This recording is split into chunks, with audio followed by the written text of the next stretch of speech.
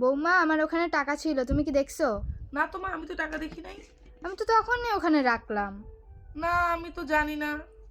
আরে ওই একটু আগে না না, আমি নেই নাই। আরে শোনো, আমি কি আরে আমি নেই নাই তো। আরে শোনো, আমি নেই না।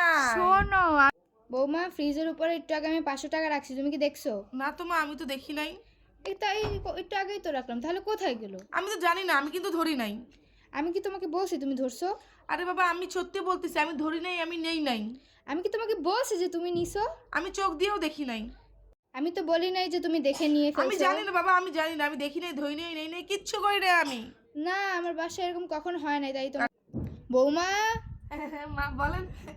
এই একটু আগে এখানে আমি টাকা রাখছি, তুমি দেখছো? না না না না, আমি তো কোনো টাকা দেখি না। আমি কিভাবে টাকা দেবো? টাকা কোথা থেকে আসবে? না না, আমি এখানেই টাকা রাখছি একটু আগে, আমার মনে আছে আমি এখানেই রাখি। দেখেন জানলা খোলা, জানলা দিয়ে মনে হয় উড়ে চলে গেছে টাকা। না, উড়ে কিভাবে যাবে টাকা এখান দিয়ে? আজব তো, আমি এখানেই রাখছি টাকা।